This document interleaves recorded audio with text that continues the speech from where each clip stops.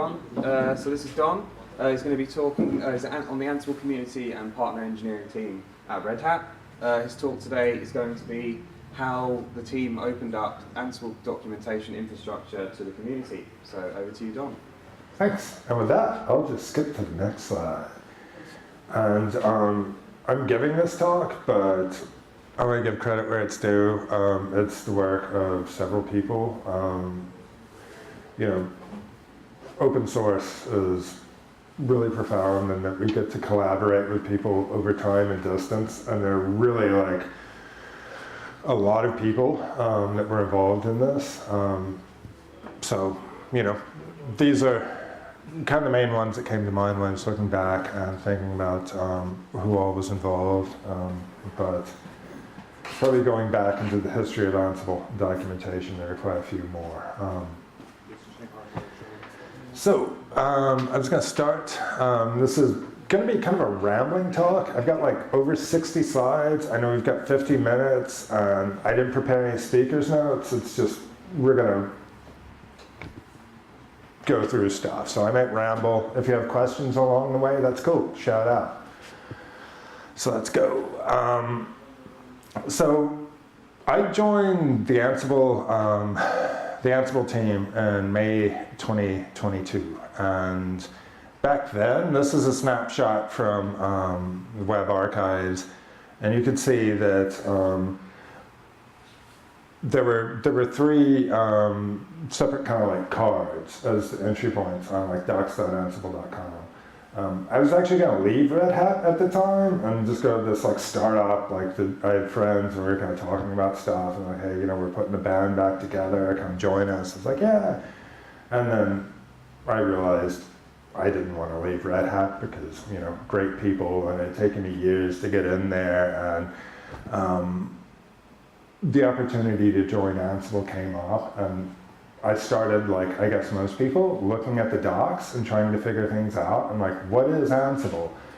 And when I went to docs.ansible.com, I saw these three cards, and I didn't know the difference between those three, and I didn't know like what Ansible core meant. I didn't know like what, like I was aware that Red Hat had like a downstream thing, so I didn't really know.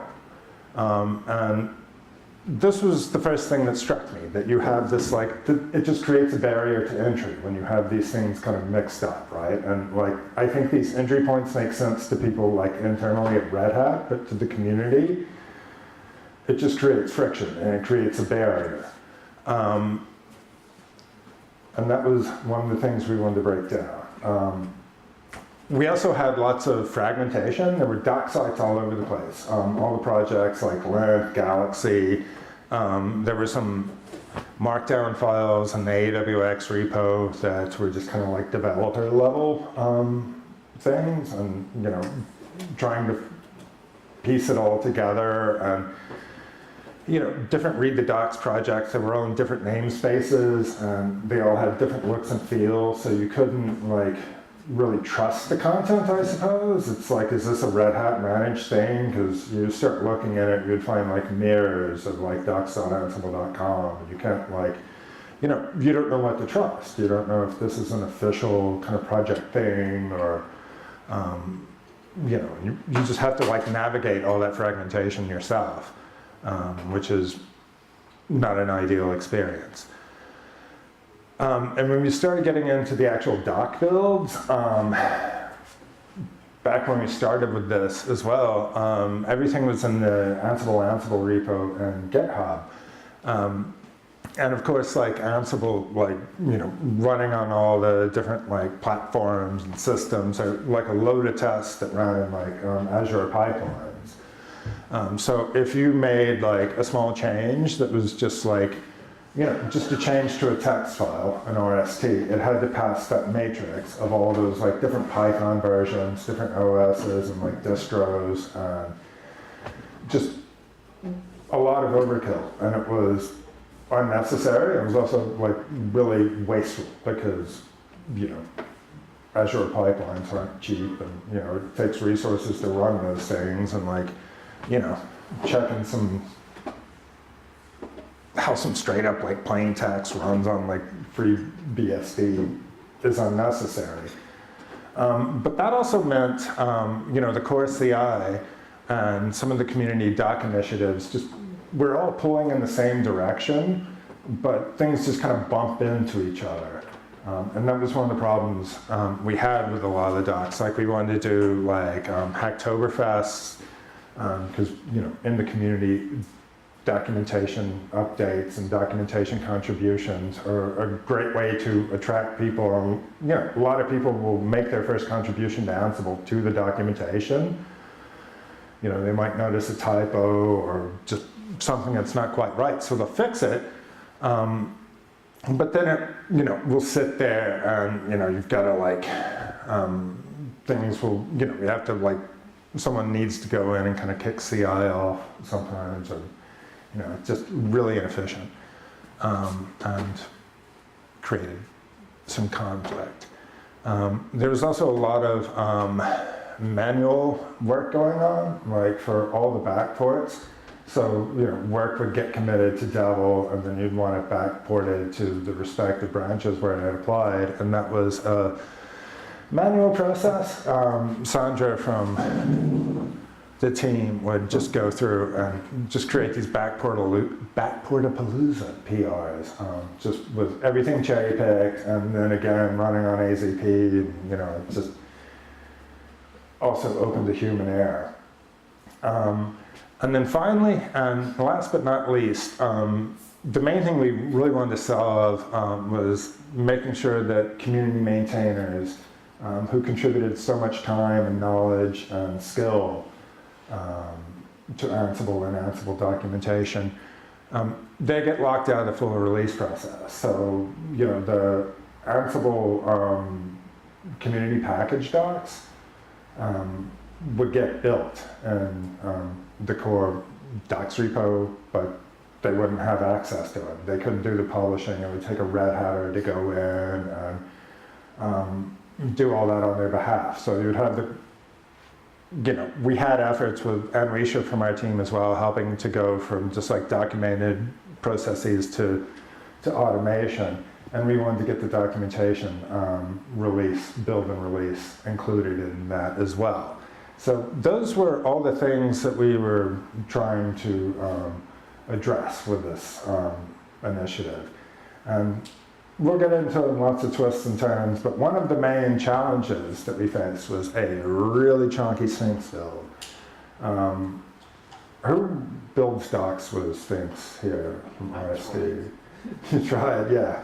Yeah, it can be, the Sphinx is great, but one of the things that you get with a Sphinx build is they're the inter-Sphinx links. So Sphinx will, you can reference different parts of the documentation, RST files, kind of by a tag. And Sphinx will go through and resolve all those and like build like an in-memory representation of all that. So when you start getting into Ansible and all the collections, and collections will link to core docs and like back and forth, it was a lot.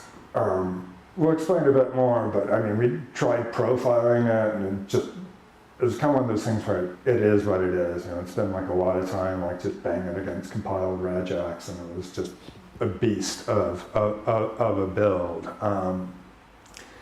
And so the Red Hat managed infrastructure that we had kind of looked like this. So there was the build job that was in Jenkins, and that would build all the RST, do the Sphinx build, and then it would rsync the HTML over to a staging site that was like internal, and it would go out to a couple of hosts that were behind the Cloudflare load balancer.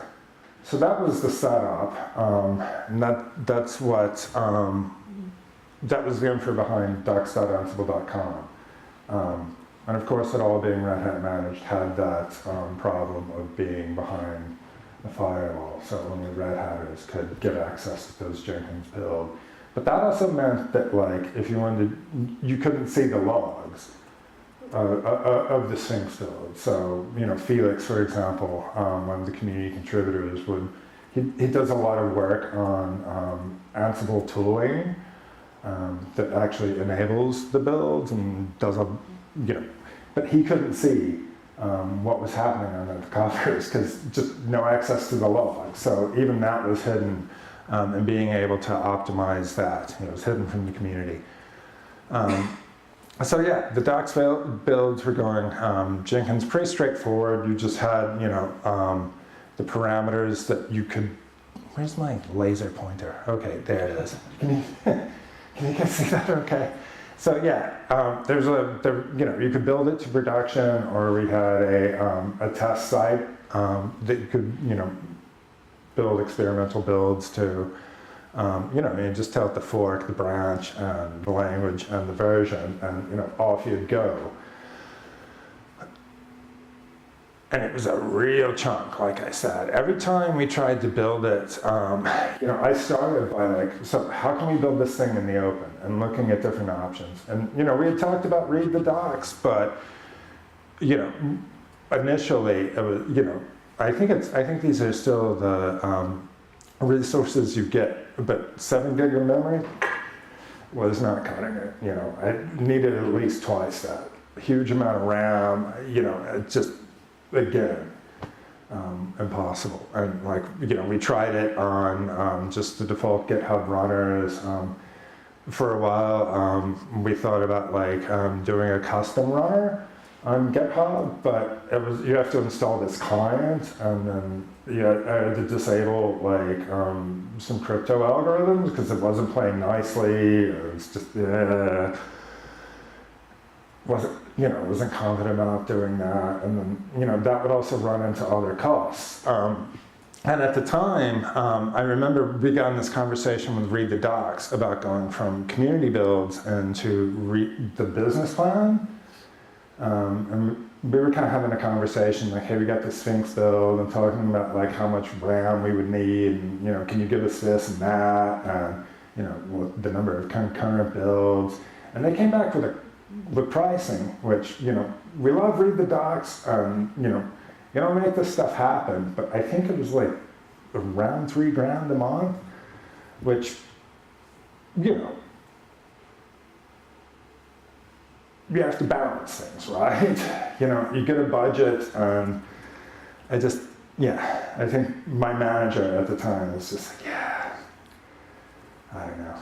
That's going to come at the cost of a lot of other stuff. So it was a real pickle. So we almost kind of gave up on it, but we got there in the end, and this is the story of how.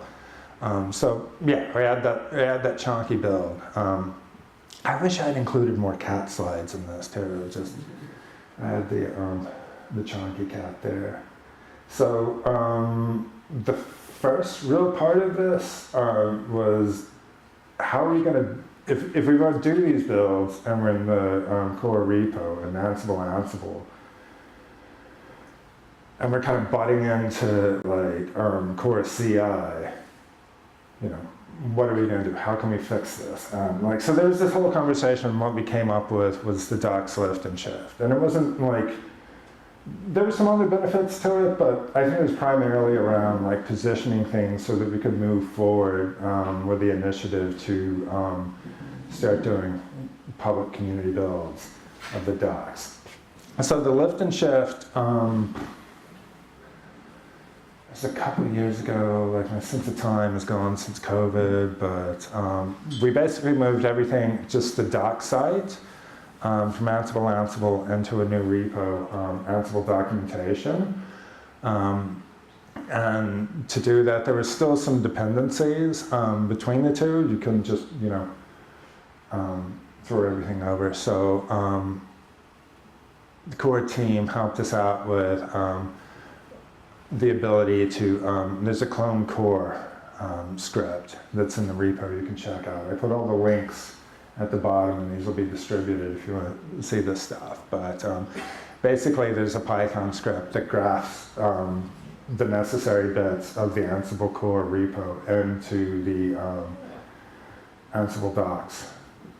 So when you do the build, those dependencies will be resolved, and it'll work.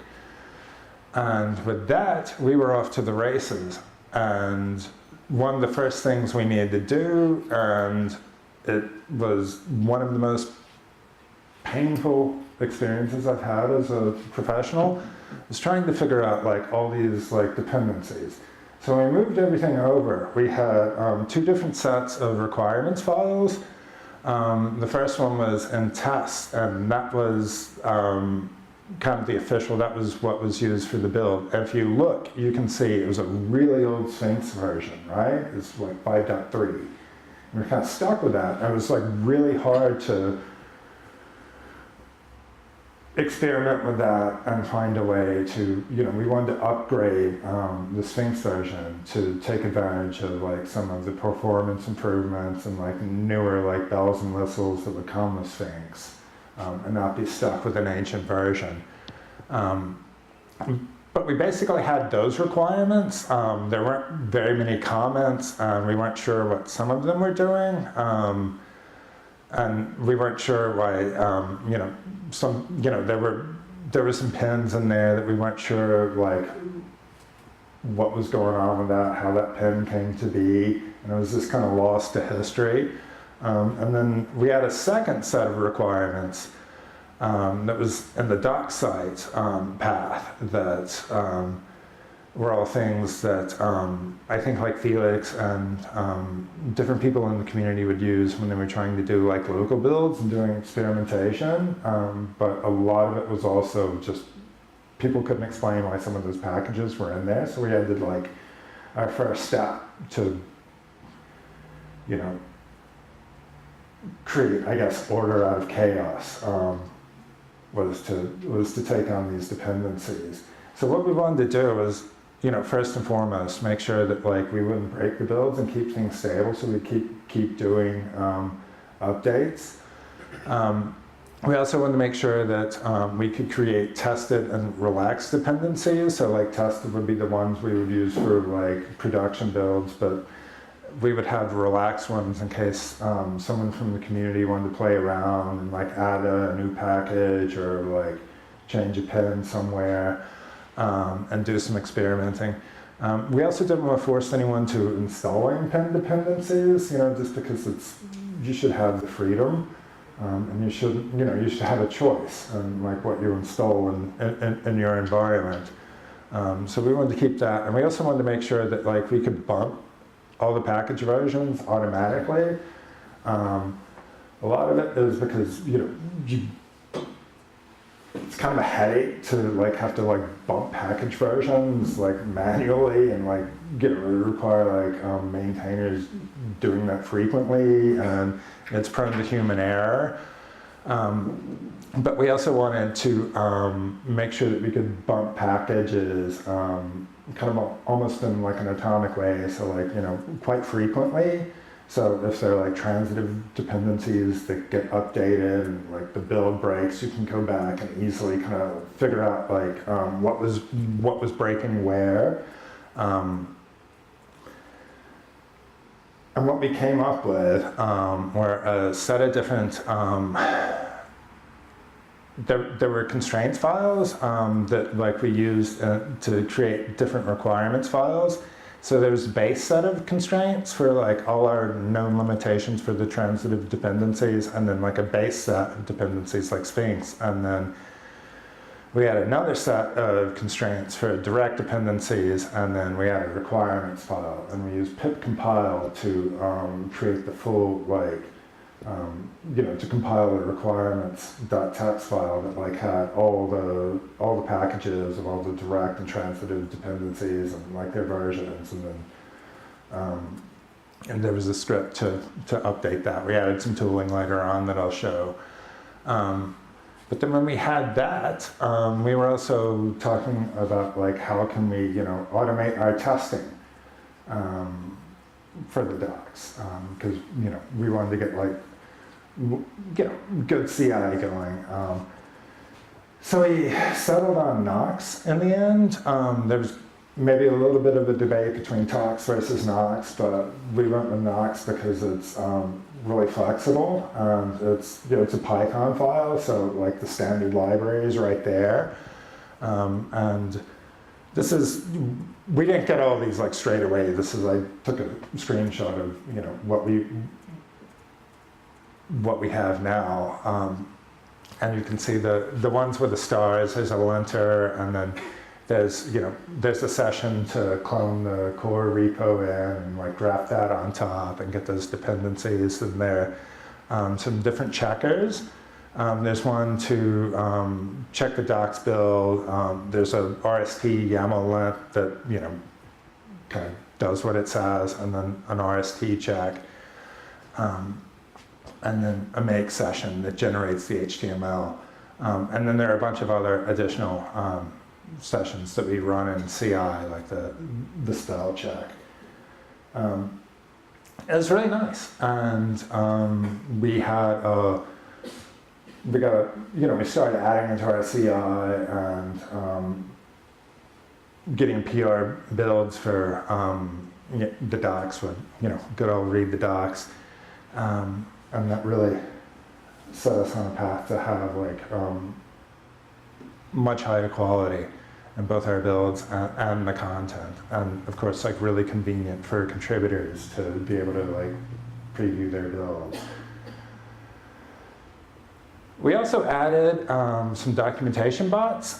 It's just, you know, it's a GitHub app, so it's basically like a token with like kind of elevated privileges, because the basic GitHub token isn't, you know, doesn't have enough permissions to kind of do some of the things we wanted, like automating contributor messages. So a new contributor to the documentation gets a welcome message. Of course, the human response is better, but it's not great to put all this effort into like fixing something in a repo and you open a PR and it just sits there, right? So an automated response, at least you get a direct, immediate sort of, hey, welcome, and a pointer to, you know, where some of the docs people hang out. And there's also another notification that, like, if you leave an empty description, the bot will kind of nag you to tell us what your PR is about and describe your changes. And we also added patchback, which will, you know, allow us to, you know, get away from doing those manual backports that were kind of crazy and like really error prone. So now it's just a matter of adding some labels to your PR, and the patchback will come along and just automatically,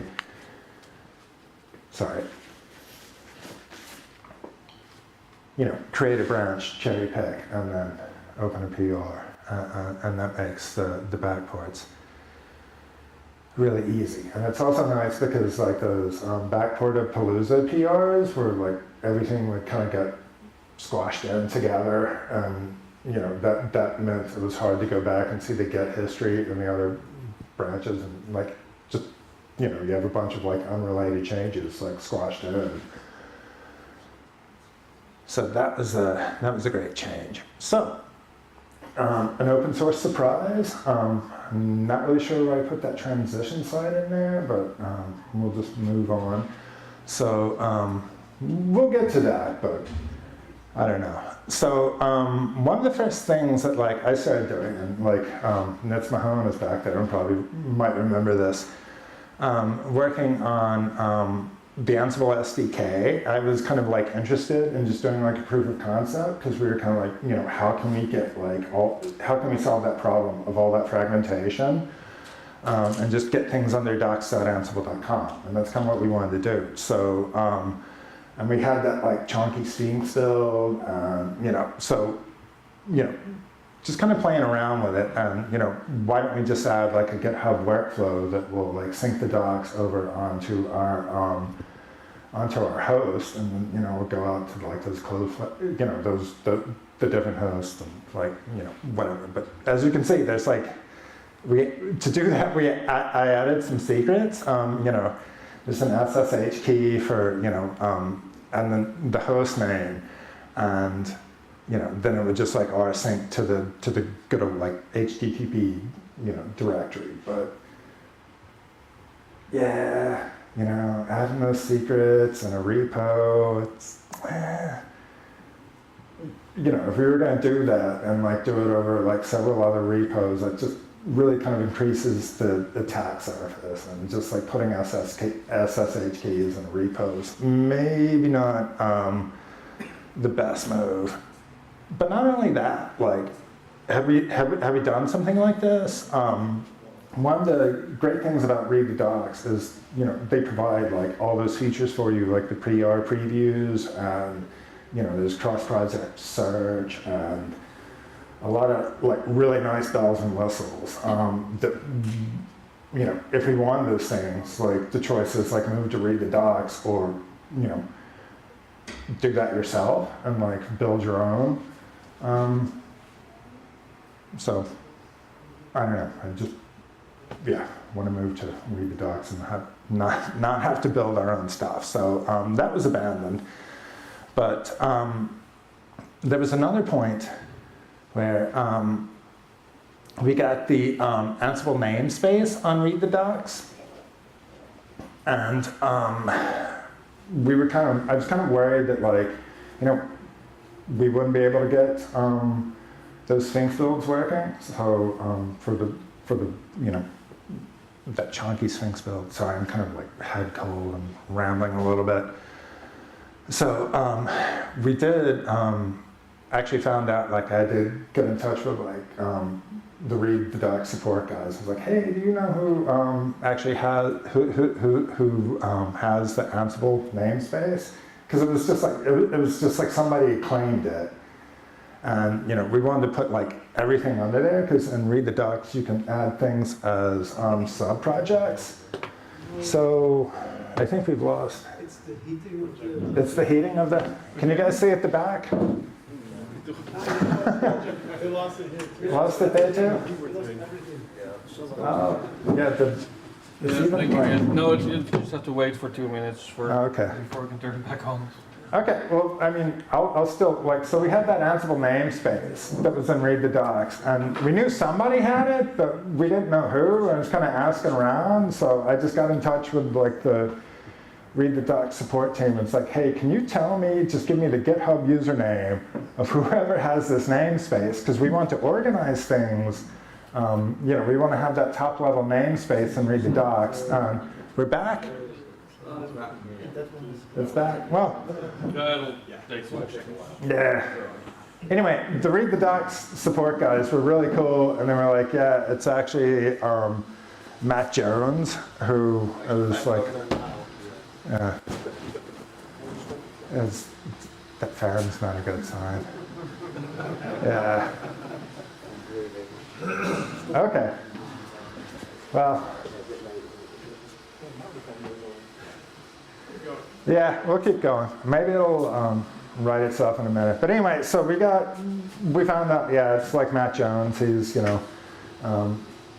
a cool guy. He'll let us like get control of that Ansible namespace. And then so like we started organizing all the projects under the Ansible namespace as sub-projects.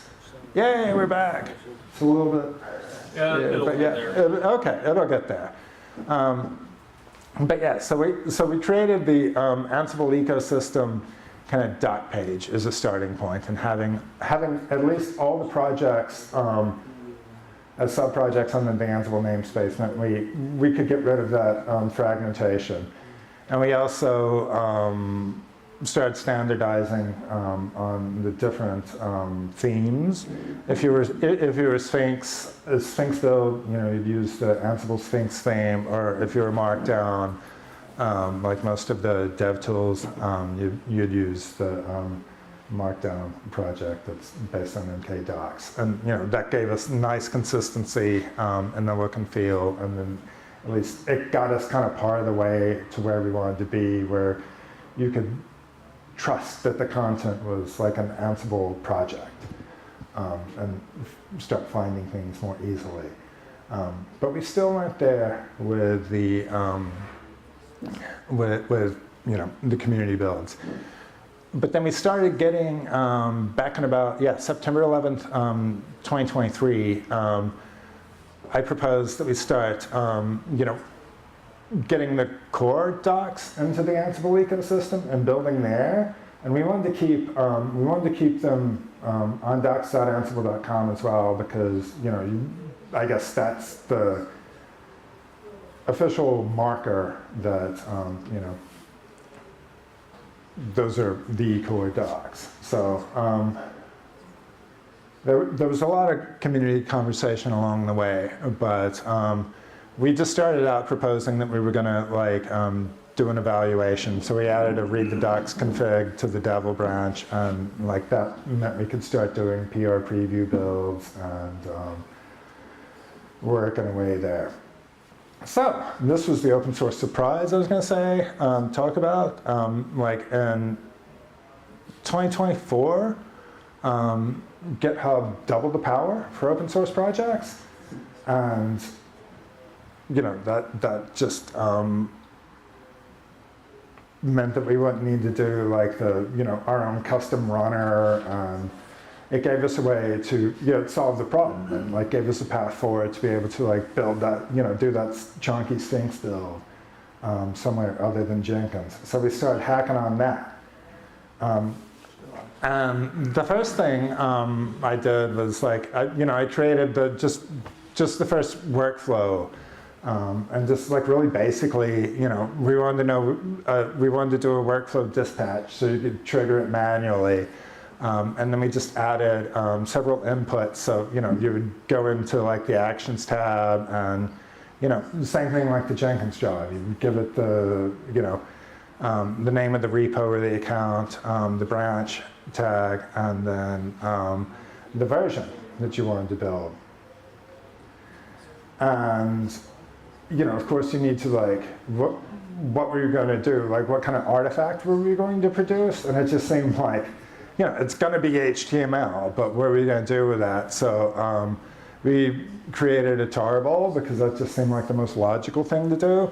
But then we added in the run ID and the run number and some details. So that tarball, the name of it would be meaningful, and we could know which run it came from. And it would just give us a way to go back and track things down if we needed to.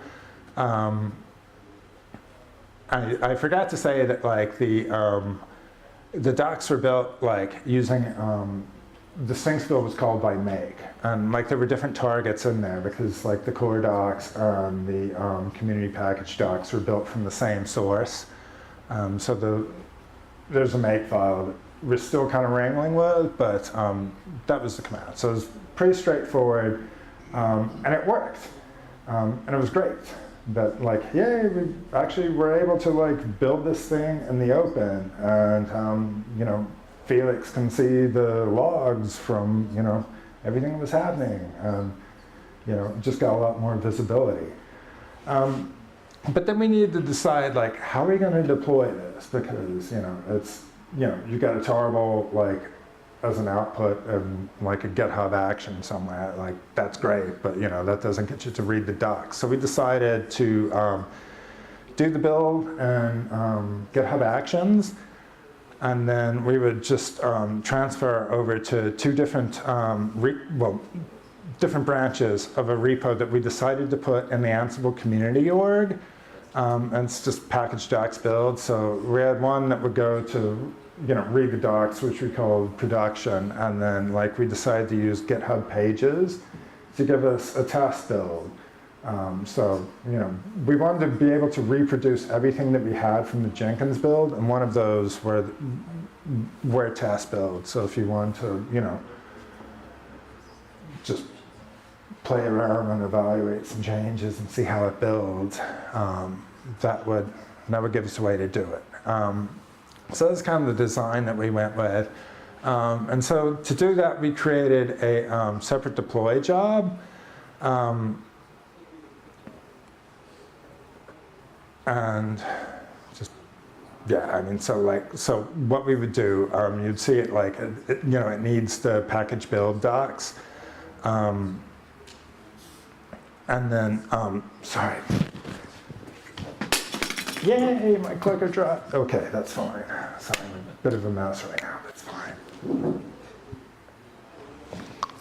Get some water. Okay. So we, I'm not going to show you the full like YAML here because that's kind of a bore, right? I'm just going to try and explain the main bits.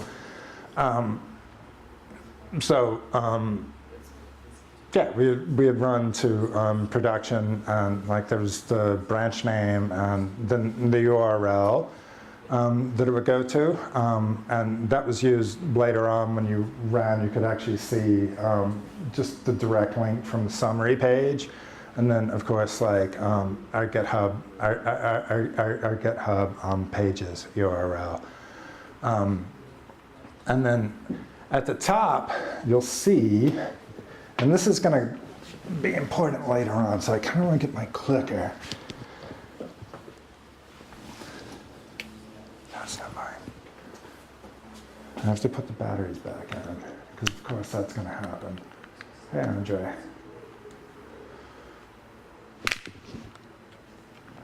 Cat-like reflexes. Okay, there we go. Okay, so let me go back. Yeah, so this, with the different inputs, this one like would get the JSON, like the GitHub action would like produce like a, JSON. Did you flash time? Oh, okay, I thought I saw a hand go up and I wanted to pay attention. 14 minutes. 14 minutes? Ooh, I better hurry. Okay, so anyway, like, there's that JSON bit because it needed the deploy input. It was a Boolean, and like that if statement would kind of parse through the JSON and find if the, find the value for the Boolean, and if true, then it would run that step. To get it to deploy and to actually work, because we were going from one repo to another, I created a series, it's just, SSH key. The private portion is as a secret. And initially we started with some deployment protection rules because we wanted to have like a human in the loop to look at the builds and just kind of check everything out, and at least at first when we were evaluating this and how it worked. So we added some reviewers. So if that deploy job was triggered, it would stop and it would ping those of us on that team. To someone would have to go in and take a look and say, yeah, this is fine, go ahead and deploy. So the private portion of the key was an environment secret, and then the target repo, we added a deploy key, which is just the public portion of the key. And that means, like, when the job would run and actually deploy and commit to the other repo, you would see it as the GitHub action spot. And that's how we set that up. Yeah, and we added the deployment environment inputs, like whether test or production, and that gave us a way to deploy to our repo, and then like the GitHub, the read the docs config was in there, and it just did a simple like copy paste. It was nothing that fancy. It would actually like unpack the tarball and just copy all the HTML over.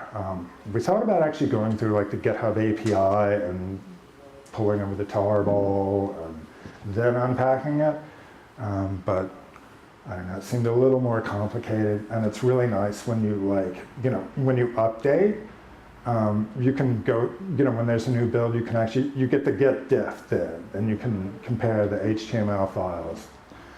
10 minutes, so I better crack on. We also wanted to notify on build failures, so I added another step in the workflow that, if it failed, then it would just send a message and tag myself and Sandra in the matrix room where we all hang out, which is, the docs matrix room and Ansible IM. And, it's really straightforward, just curl command basically. And another thing that Sandra pointed out that we wanted to add was we wanted to log the inputs. So when it came time for someone wanted to do a review, And you get a notification that there's a deployment and you want to go review. Like, you don't have to go back and like look at the workflow file and like check the logs and try and find out like, all the details. So we just, echoed out those details and printed them to the summary page of the run. So you'd be able to see like, it's pushing to like production or test, the version, the owner, and the branch. So they give you all the details about the deployment there, which was really handy. So then from there, we had a workflow that allowed us to, build that chonky Sphinx build in the open and deploy it to read the docs. What we wanted to do, we're set up nightly, so there wasn't always, the need to approve everything, just like have automatic builds, like we had in Jenkins, because we wanted to reproduce all that. So at first, a lot of this involved me just like pushing to my fork and trying to like bang my head against GitHub Actions and just figure out what was, like, why doesn't this work? And you think like, you set up nightlies, yeah, it's just a cron, right? But, if there aren't the, default, if a human's not providing inputs, then, you're going to be missing parameters, and we ran into that error. So a contributor came along and was really interested in this whole effort and added some sensible defaults. And then something else we found while trying to set up nightlies is we had that Boolean to deploy. And if it was run automatically, it actually changed that JSON structure that was, there was that if condition for the deploy step. And because the JSON had changed, there was no, it would break the build. So we added a check deploy step then to remove that if condition. And the condition then just became, if it's manually triggered and someone like adds the, wants to deploy it there and that value is true, then go ahead. And then we added that as a dependency for the deploy package docs. And then we got nightlies. So then we started looking at automatically deploying builds. I'll skip past that because it's just like, me talking about stuff. What we did, so in the end, we just broke everything into reusable workflows for good structure. And so now we've got, we decided we wanted to build Devil every night. So that runs automatically, and we wanted to build the latest docs less frequently, but once a week. And then we still wanted to have a manual trigger. So those are the three workflows that call the reusable build docs. And it's just, the jobs are like this. So, you call the reusable build docs, and then you can pass in the inputs, and same thing with the deploy package docs. So it's very neatly structured, and I think everything makes a lot more sense. Okay. So and at that point we had our workflows for building the docs. Along the way, we still needed to decouple that downstream content from the community content that was on docs.ansible.com. And that was there kind of for historical reasons. And a lot of those historical reasons were just kind of about the redhat.com tool chain. So the controller, which was the downstream AWX, was all sourced in RST, and there was a Sphinx build, and that went out to docs.ansible.com. But for other product docs for Red Hat, it was all sourced in ASCII doc, and then goes to redhat.com. So we had these two separate publishing workflows that we had to figure out. So I proposed then that we would open source the Sphinx build onto the AWX repo, because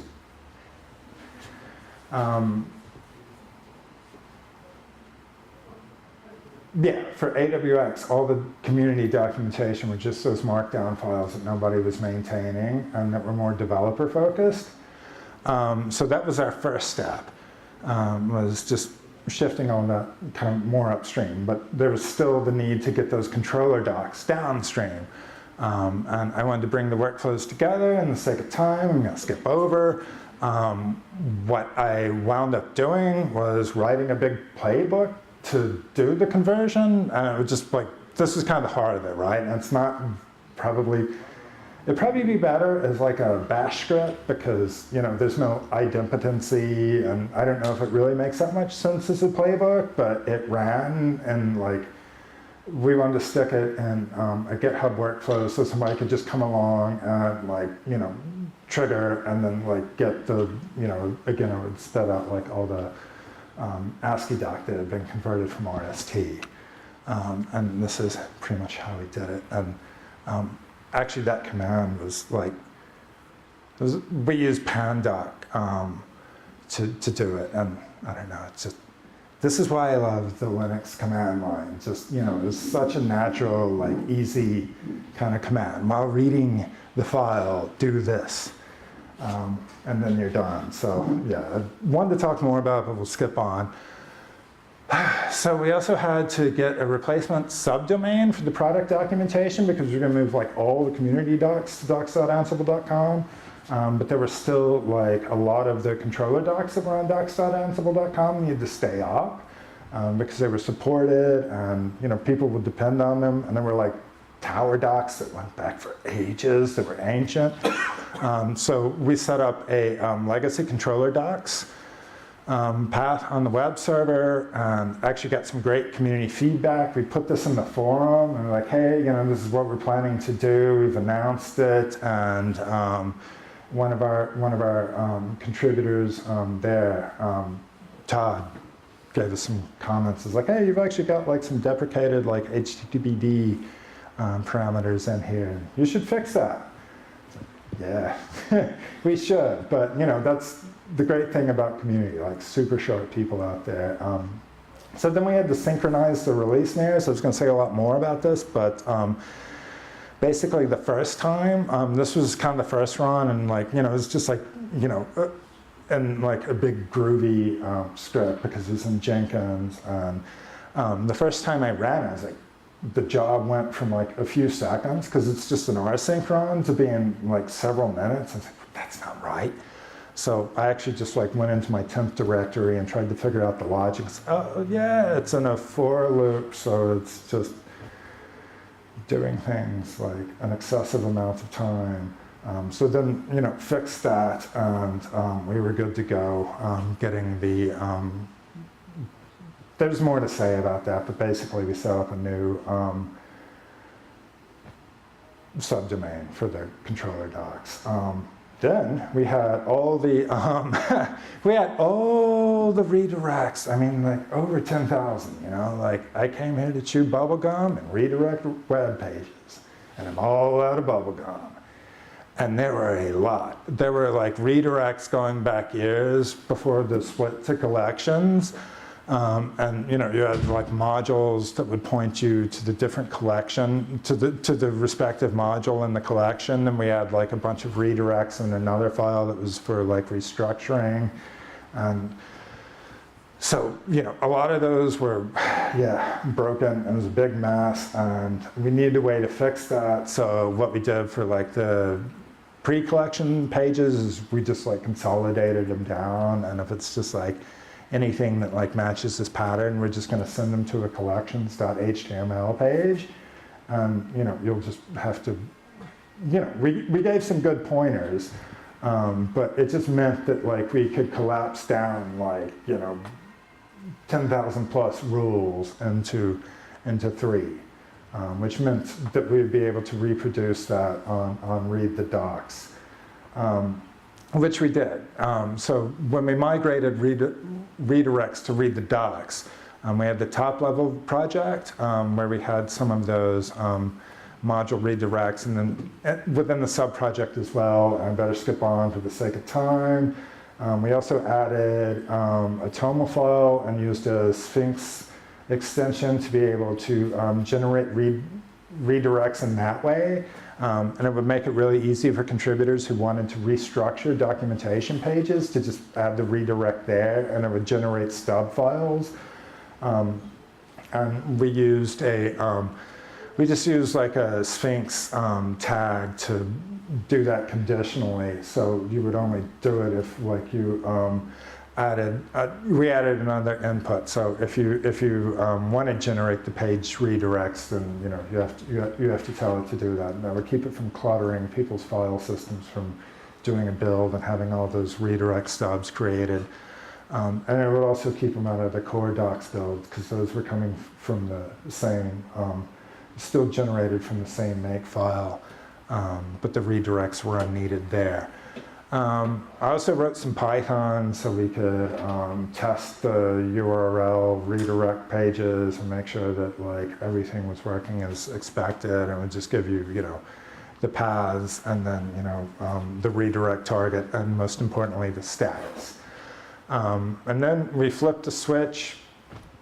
We had, I built a community website, but there's a whole other story around that, but we repurposed it for the docs, and there we go. So now when you go to docs.ansible.com, you can find all the community content in one place. It's organized by different personas and user stories to help you just more easily get to the content that you're looking for. It was a great community effort. Thanks for coming to the talk.